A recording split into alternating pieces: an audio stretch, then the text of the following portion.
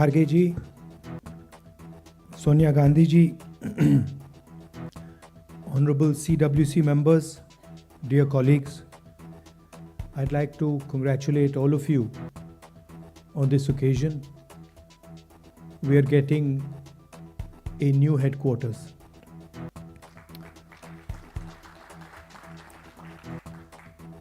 And we are getting a new headquarters at a very particular time. I think it's quite symbolic that yesterday, in a speech, the chief of the RSS said that India never achieved independence in 1947. He said that true independence in India was achieved when the Ram Mandir was built. This building, it is not an ordinary building. It has emerged from the soil of our country, and it has emerged as a result of the hard work and sacrifice of millions of people, and not just sacrifice prior to the freedom movement, but sacrifice until today. And there are multiple examples. There's an example, of course, of the freedom movement and the fruit of that movement, which was the Constitution, which was essentially attacked yesterday by Mr. Mohan Bhagwat when he says that the Constitution was not the symbol of our freedom. But also after that, thousands of our workers died in Punjab, thousands of our workers died in Kashmir, thousands of our workers died in the Northeast. And so this party has stood for a particular set of values. And we can see those values in this building. Unlike the Western world, which focuses on outside the self, the Indian way of thinking is about understanding the self.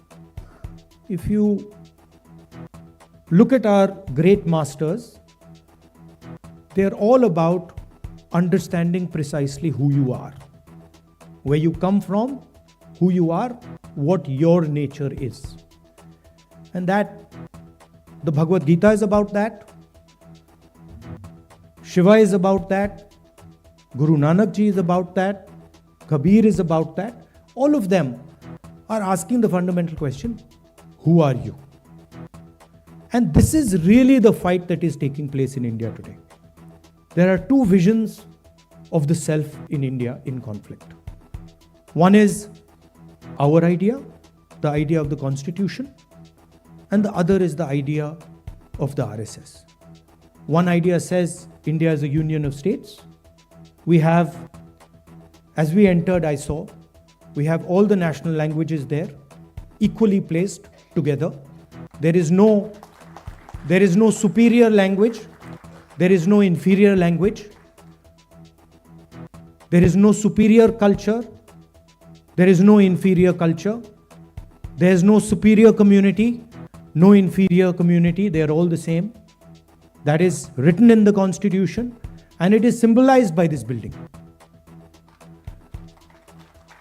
On the other side, there is the idea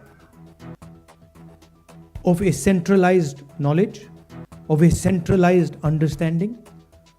Mohan Bhagwat has the audacity to inform the nation every 2 or 3 days what he thinks about the independence movement, what he thinks about the Constitution. In fact, what he has said yesterday is treason, because it is stating that the Constitution is invalid. It is stating that everything, the fight against the British was invalid, and he has the audacity to say this publicly. In any other country, he would be arrested and tried. That is the fact, right? To say that India did not get independence in 1947 is an insult to every single Indian person. And it's about time we stop listening to this nonsense that these people think they can just keep parroting out and shouting and screaming. Right? That is the crux of it. The Congress party has worked with the Indian people. It has built the success of this country. And it has built the success of this country on the foundations of the Constitution. And that is what this building symbolizes. You please go inside this building and you will see the depth of talent. You will see how deeply the Congress party has entered the soul of India. There's a history there. In fact, we forget. As I said, it's important to understand who you are. So for Congress people, it's important to understand who we are. What is our tradition? What is our history? Where have we come from? Please look in the building. You will see Mahatma Gandhi, Sardar Patel, Jawaharlal Nehru. And it doesn't stop there. Workers, chief ministers, governors, defense ministers, foreign ministers, all of them who served the constitution of our country, all of them who saluted the tricolor. Do not forget that. The people who are in power today do not salute the tricolor, do not believe in the national flag, do not believe in the constitution, and they have a completely different vision of India than we do. They want India to be run by a shady, hidden, secret society. They want India to be run by one man, and they want to crush the voice of this country. They want to crush the voice of the Dalits. They want to crush the voice of the minorities. They want to crush the voice of the backward castes, of the tribals. This is their agenda. And I would also like to say clearly that there is no other party in this country that can stop them. And you will see, the only party that can stop them is the Congress party. And there is a reason for it. The reason is that we are an ideological party. And our ideology does not emerge yesterday. Our ideology, like the RSS ideology, is thousands of years old, and it has been fighting the RSS ideology for thousands of years. We have our symbols. We have Shiva. We have Buddha. We have Guru Nanak. We have Kabir. We have Mahatma Gandhi. We have our symbols. And these are all the symbols who have shown the correct path to this country. Please name one symbol of the RSS ideology that is revered in India today. Name one symbol. Was Guru Nanak from the RSS ideology? Was Buddha from the RSS ideology? Was Krishna Bhagwan from the RSS ideology? Not a single one. Because every single one of these people fought for equality, fought for brotherhood, fought for affection. And so the last thing I would like to say is that this building has emerged from the blood of Congress people. And not just Mahatma Gandhi,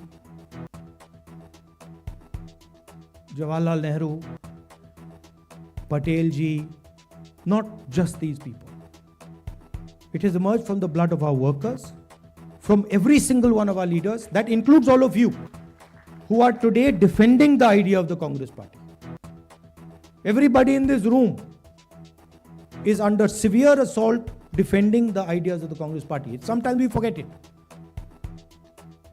But these people in this room are facing systematic attack and assault on their lives because they are in the Congress party. and they are not surrendering to the BJP and the RSS. And in the same way, thousands of workers are there. But there are also thousands of people who believe, millions of people who believe in the Congress ideology. They're sitting outside the Congress. And that is why, the same way, this building has emerged from the soil of our country, from the blood of our leaders, from the blood of our workers. This building, the idea behind this building must also reach the corners of our country. That is the duty of this building. That it does not just remain a building, that the ideas that are inside this building reach the corners of our country. Reach Tamil Nadu, Kashmir, Northeast, Gujarat, Andaman, Lakshadweep, every corner of our country. This idea has to be propagated from this building.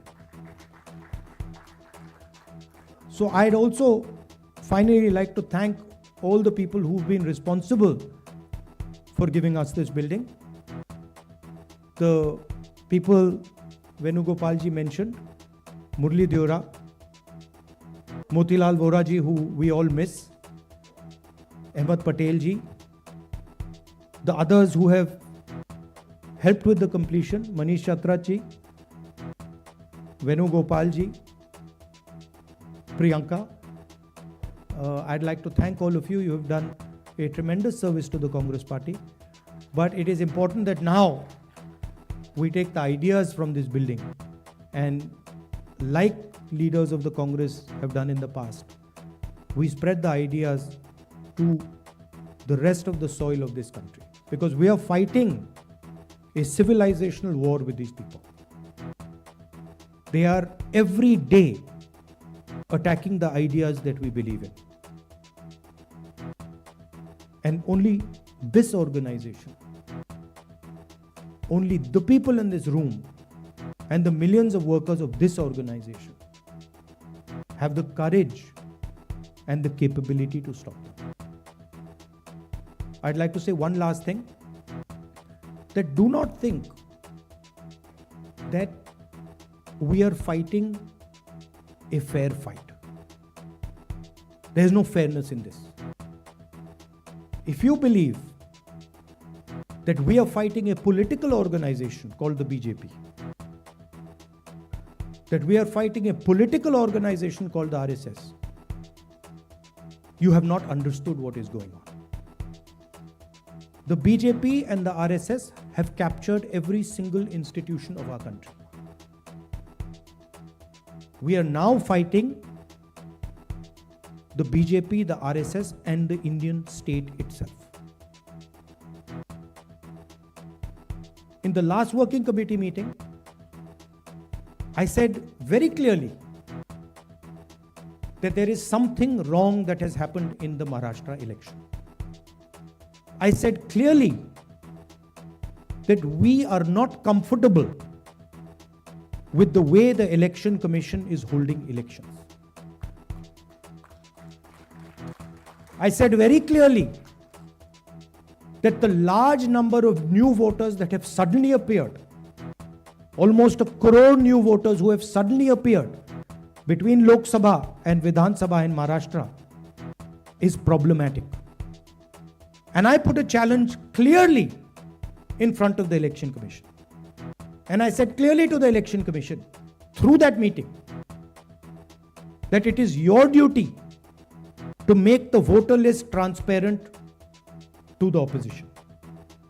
We said clearly we want to see the voters, the names of the voters who voted in the Lok Sabha election in Maharashtra, and we want to see the name of the voters who voted, names and addresses of the voters who voted in the Vidhan Sabha election. If they were to give us that data, the problem would be solved. Because we would know for sure whether there is a problem in Maharashtra or not. But I would like to state to this meeting that the Election Commission has refused to give us that information. Now I want to ask you, why would the Election Commission refuse to give us voter lists of the Maharashtra election? What purpose is served by not giving us and the rest of the opposition the voter list of the Maharashtra Lok Sabha and Vidhan Sabha elections? Why will it damage the Election Commission to give us this list? And why are they not giving us this list? It is the duty of the Election Commission to provide transparency in elections. If there is a 1 crore increase in voters between Maharashtra, Lok Sabha and Vidhan Sabha, it is the duty and the sacred responsibility of the Election Commission to show us exactly why that has happened, and they are refusing to do it. And this is something every congressman and every opposition person has to keep in mind. There is a serious problem with our election system. And we might find it very difficult to accept this, because we are the people who have put in place the election system. But we have to keep it in mind that there is a problem. And it is the duty of the Election Commission to come clean and to give us the data of the Maharashtra and the Haryana elections, to give us the data we are asking for, the opposition is asking for, and which they are refusing to give us. So that is the situation in which we are fighting. Investigative agencies which are supposed to investigate crimes are being used against opposition. They're being used against all opposition leadership. CBI, ED, all these structures. We do not know whether our institutions are working or are non-functional. It's pretty clear the media, what the media is up to. Everybody knows. Even the people know that the media is no longer free and fair. So these are circumstances under which you're fighting this ideological battle. And I must tell you that I'm extremely proud of every single one of you. That you get up in the morning, and you stand and you fight for what you believe in and what you know to be your politics. So I'm very proud of this building, and I'm more proud of the people who are sitting inside this building right now. Thank you very much.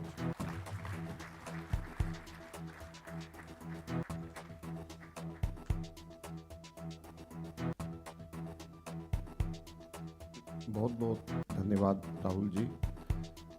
आपके प्रेरणादायक शब्दों ने नई ऊर्जा को ज़रूर यहाँ पे संचालित किया होगा।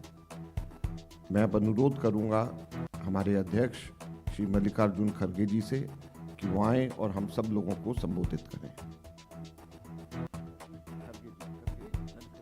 खड़गे जी, श्री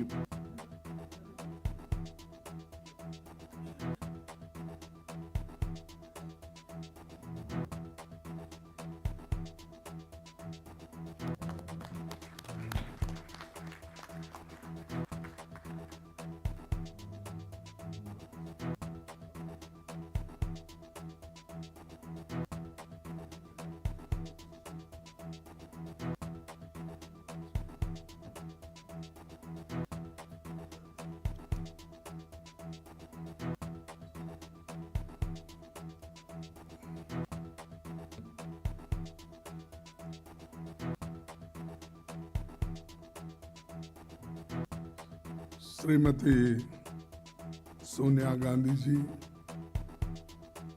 राहुल गांधी जी और मेरे सहयोगी और साथियों, आज मुख्यालय का उद्घाटन हमारे पार्टी के इतिहास में एक मील का पत्थर है।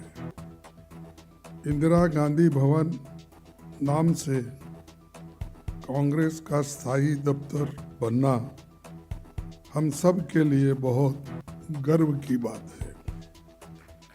साथियों, ये बहुत खुशी की बात है कि ये भवन उसी इलाके में बना है जहां हमारे महान नायकों ने सोचा था 31 दिसंबर 1952 को पंडित जवाहरलाल नेहरू जी की अध्यक्षता में CWC की मीटिंग में ये बात हुई और उसके प्रोसीडिंग से मैं कोट करता हूँ, उन्होंने क्या कहा था। The committee considered the question of the purchase of the site for the AICC office building.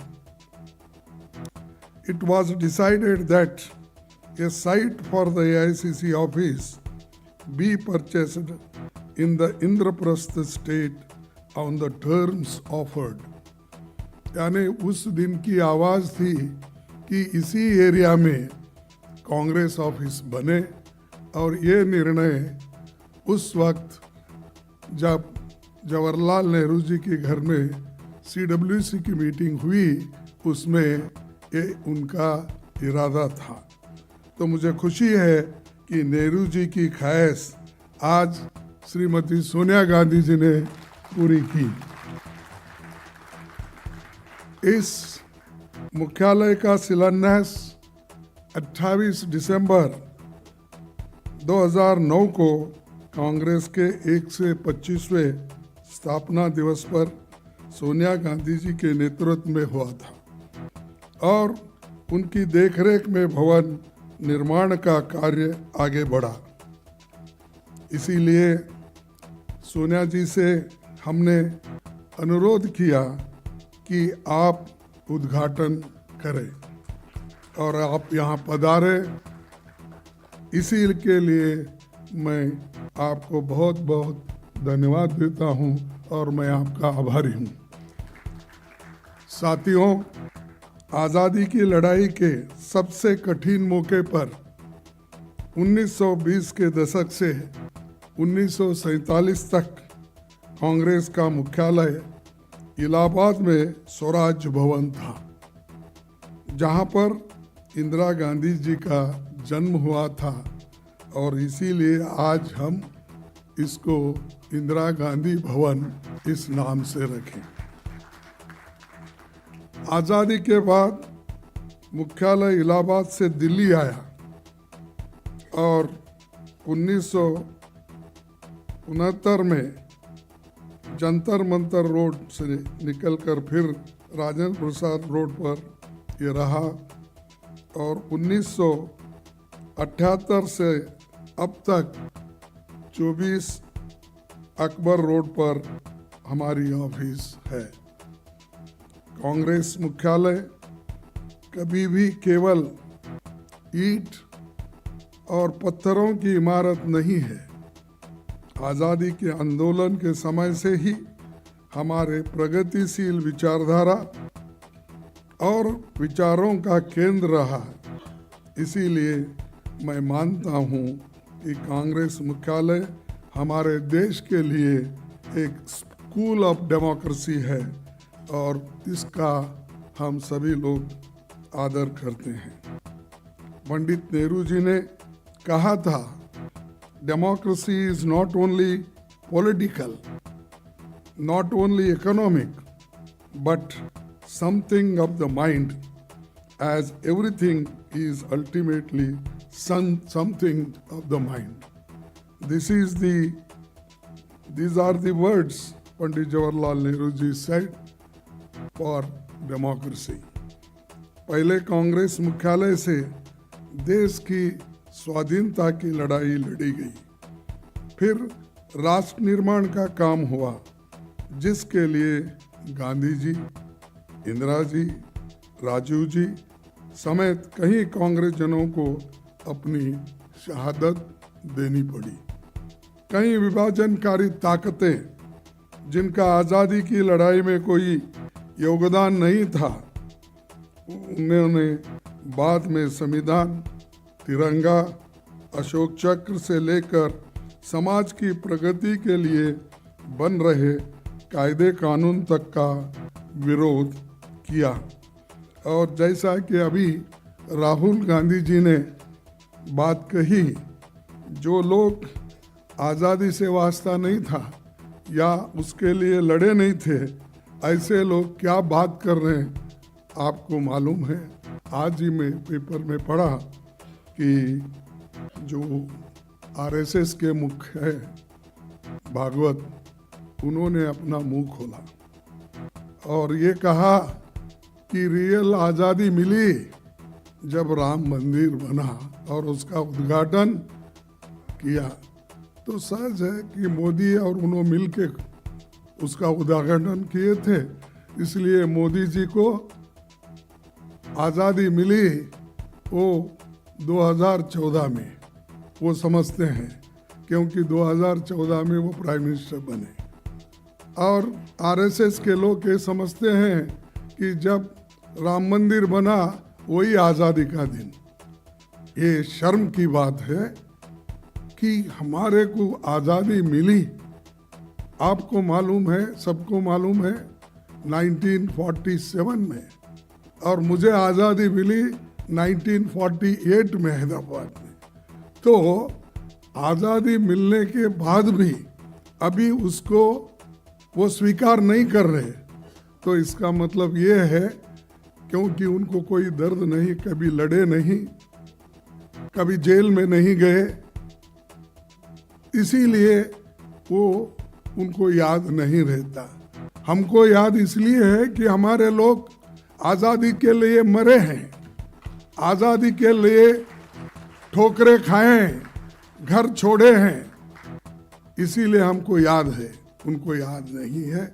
इसीलिए मुझे ये कहना पड़ता है कि उनका जो स्टेटमेंट है उसको मैं कंडम करता हूँ, और ऐसी स्टेटमेंट अगर वो देते गए तो हिंदुस्तान में फिरना बड़ा मुश्किल उनको हो जाएगा। अब हमारा ये कांग्रेस मुख्यालय उन शक्तियों से लड़ाई लड़ने का केंद्र बनेगा जो संविधान और लोकतंत्र के विरुद्ध काम कर रहे हैं और जो ऐसे विचार फैला रहे हैं। तो इसको तोड़ में हम लोग इस एक केंद्र का उपयोग करेंगे और आप सभी लोग इसके लिए तैयार है, मुझे आशा है। तो मैं और एक बात आपके सामने रखूंगा कि 28 दिसंबर सन 1885 को WC बनर्जी की अध्यक्षता में मुंबई में पहले अधिवेशन से लेकर अब तक के सभी अध्यक्षों और नायकों को हम याद करना चाहिए, क्योंकि इन्होंने सभी संभाला। इसीलिए तो आज हम ये दिन देख रहे हैं और एक के बाद एक, एक के बाद एक उन्होंने त्याग दिया, बलिदान दिया। तो इसीलिए मैं उनको भी नमन करता हूँ, याद करता हूँ। साथियों, 2024 का साल संविधान के स्वीकार करने का 75वां साल और राष्ट्रपिता महात्मा गांधी के कांग्रेस अध्यक्ष बनने की शताब्दी का साल भी है।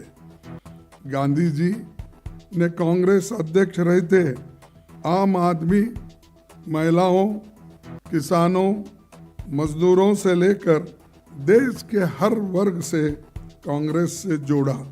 छुआछूत जैसी सामाजिक समस्याओं को भी राजनीतिक एजेंडे में शामिल किया था और उन्हीं के वजह से आज बहुत से गरीब लोग कांग्रेस से जुड़े हैं।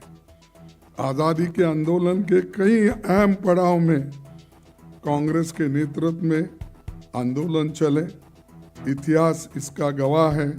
लेकिन आज इसी इतिहास के साथ छेड़छाड़ करने की कोशिश आरएसएस और उनके साथी लोग कर रहे हैं। मैं इस मौके पर एक बात कहना चाहता हूँ। डॉक्टर अंबेडकर जी ने एक बात बताई थी, याद दिलाना चाहता हूँ। उन्होंने कहा था, वे इतिहास नहीं बना सकते जो इतिहास भूल जाते हैं। तो ये बात हमको याद रखना चाहिए। जो इतिहास भूल जाते हैं, जो काम कांग्रेस ने किया उसको अगर भूल जाते हैं, जो लोग आज़ादी हमको दिलाई अगर हम भूल जाते हैं तो आप कोई नया इतिहास बनाने वाले नहीं हैं। तो ये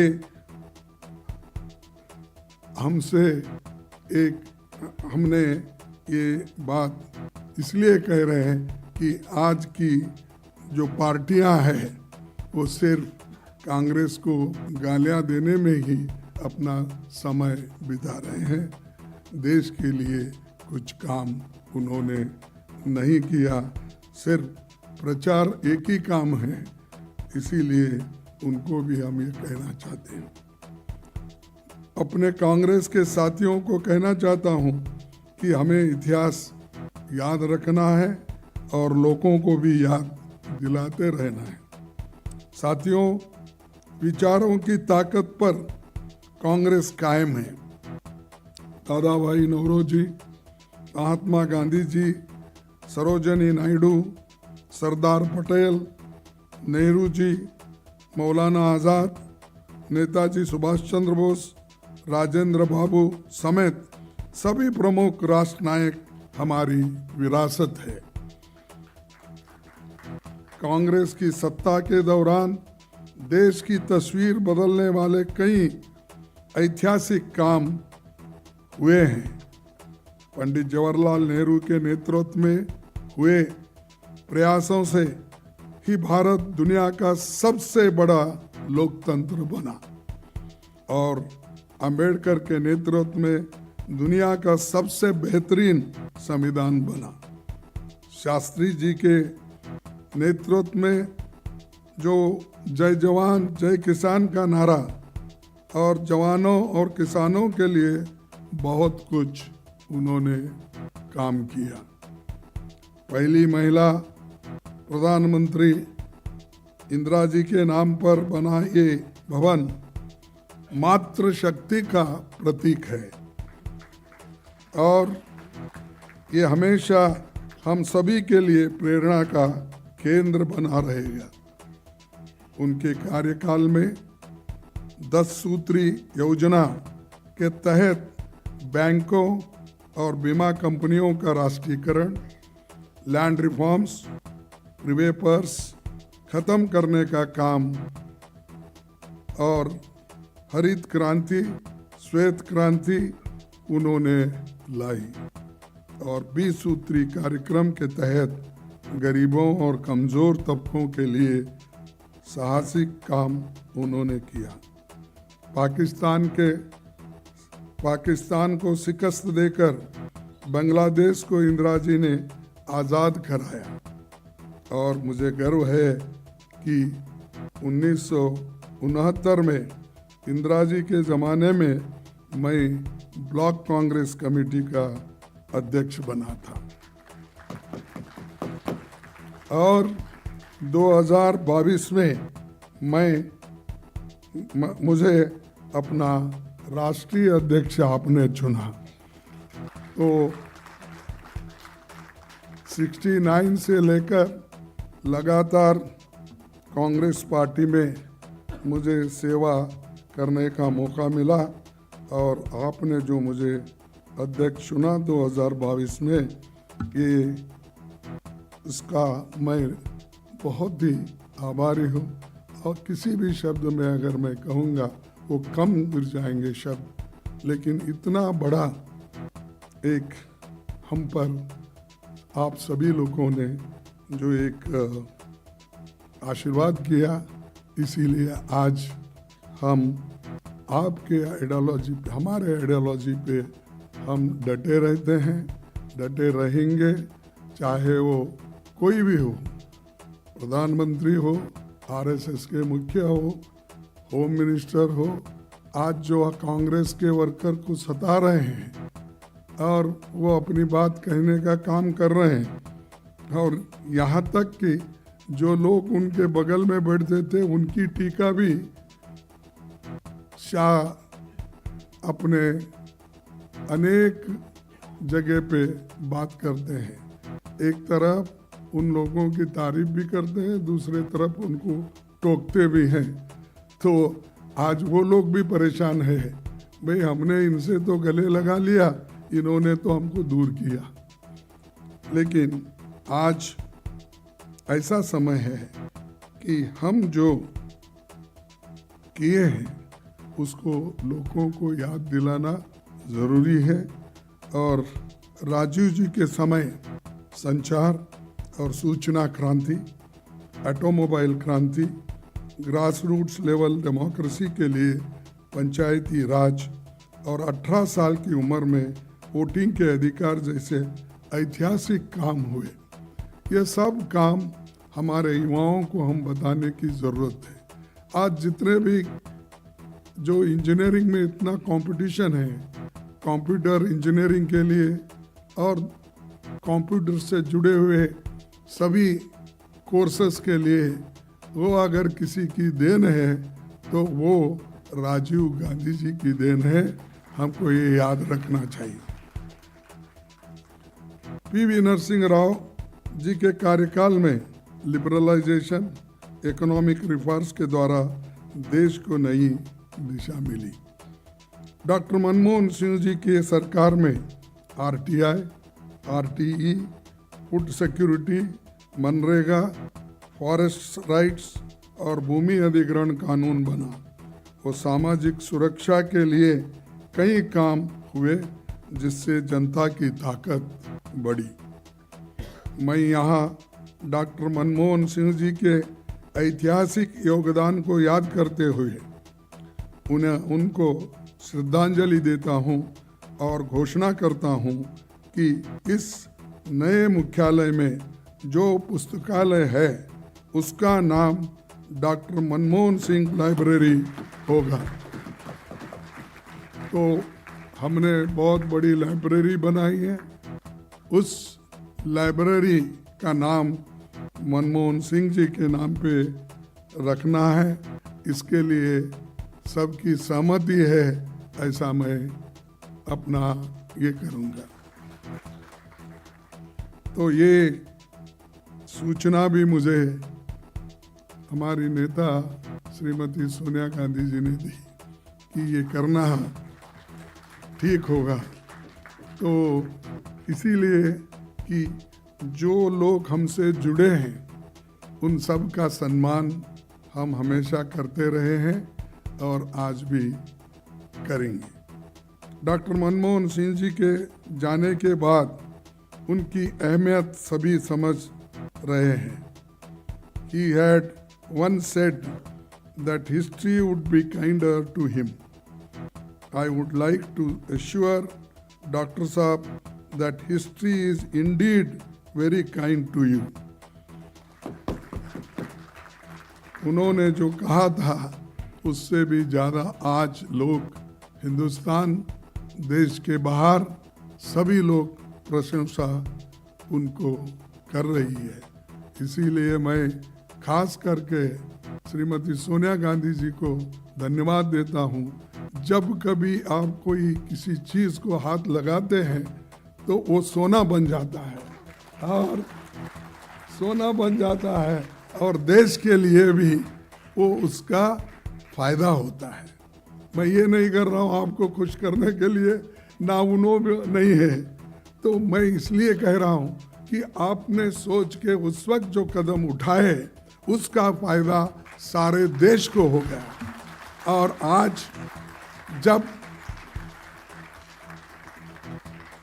दुनिया में उनकी चर्चा होती है, दुनिया में जब उनका कौतुक किया जाता है, तो ये सारा क्रेडिट हमको ही आता है, आपको ही आता है।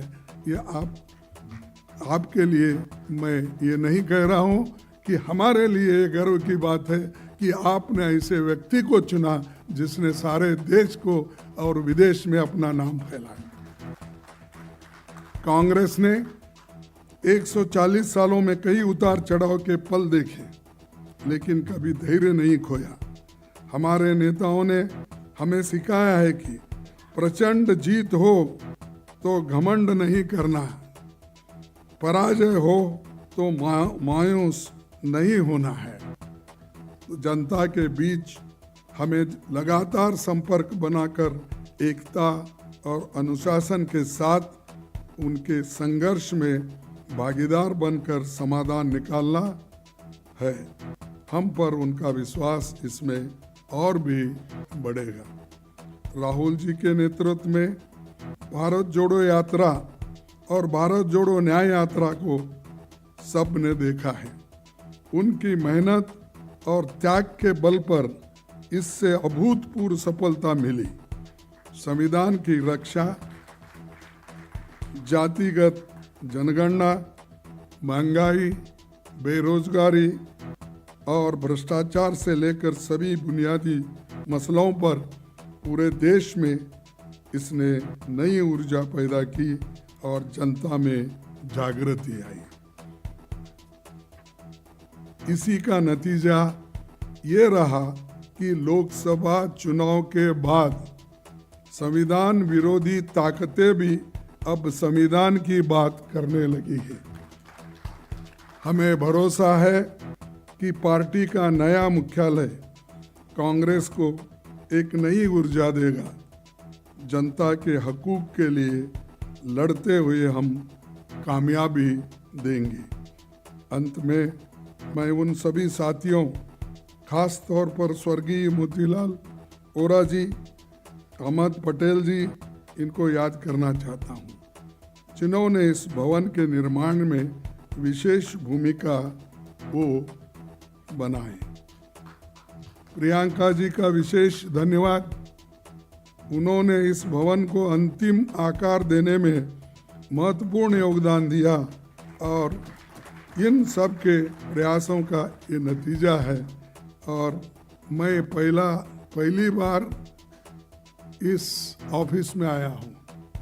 मैं देखा ही नहीं, लेकिन हमेशा दो प्रियंका जी कहती थी आप आके एक बार देखो तो देखो बोले। मैं बोला कि मैं पूरा बनने के बाद ही अंदर आऊँगा, तब तक आप तब उन्होंने हर चीज़ को कहाँ कैसे जगह लगाना, इतिहास के जो भी कितने हमारे कहावत है या लिखा पड़े हुए हमारे चरित्र है वो सबको लगाना और हर एक चीज़ का उन्होंने बारीकी से ध्यान देकर किया।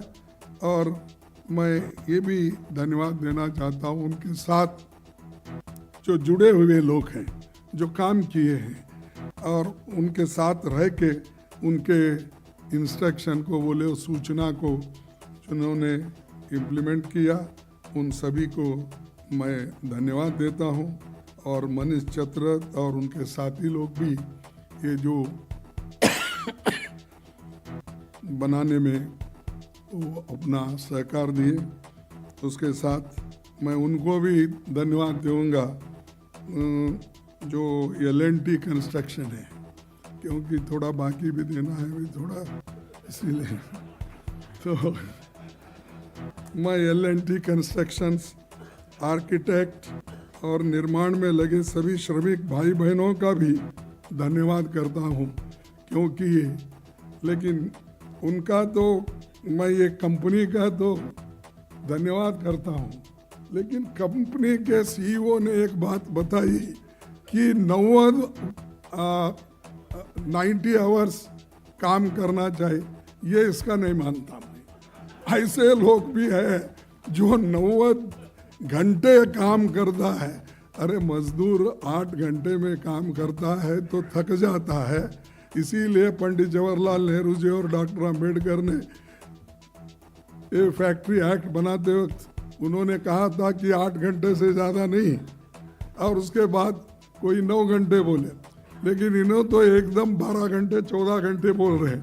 वो एक को छोड़ना चाहिए, लेकिन मैं कंपनी को अपना धन्यवाद देता हूँ क्योंकि उन्होंने बहुत अच्छा काम करके दिया है। और उन श्रमिकों को भी उनकी मैं तारीफ करना, क्योंकि धूल में, धूप में और कोई हमेशा उनको अगर रक्षा भी नहीं है तो रात दिन ये काम किए हैं।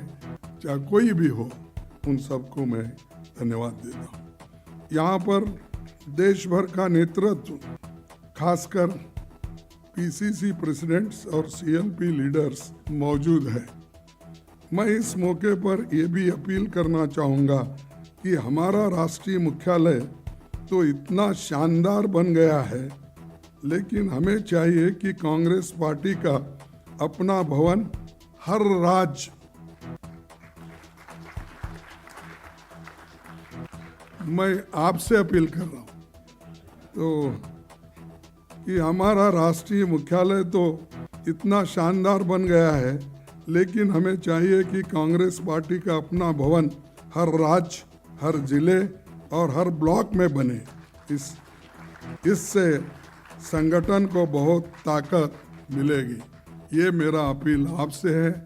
अगर आप लोग संगठन को मजबूत करना चाहते हैं तो ब्लॉक लेवल से लेकर पीसीसी तक हमारे बिल्डिंग्स होना चाहिए, ऑफिसर्स होना चाहिए, क्योंकि बहुत से बिल्डिंग्स अभी नहीं बने।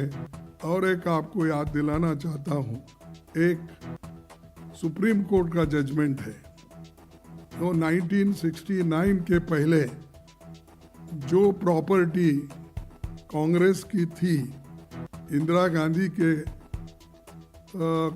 अध्यक्ष बनते वक्त, तब सुप्रीम कोर्ट ने एक निर्णय दिया है कि वो सब प्रॉपर्टी कांग्रेस को देना चाहिए, हैंडओवर करना चाहिए। इसी बेसिस पे हमारे कर्नाटक में जो बिल्डिंग देवेगौड़ा के पास थी, जेडीएस के पास, तो हमने वापस ली।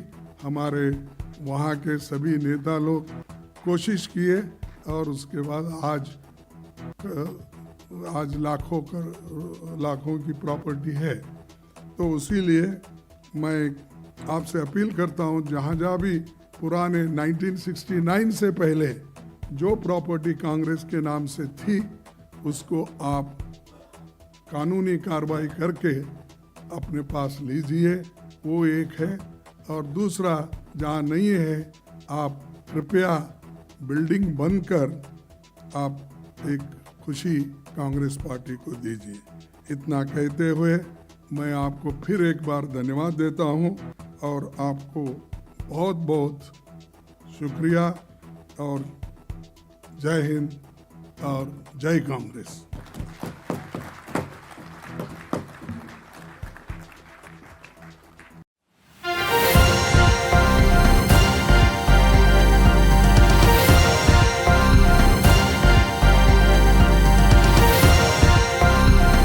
आप देख रहे हैं न्यूज़ 1 प्लस, हर वक्त हर खबर।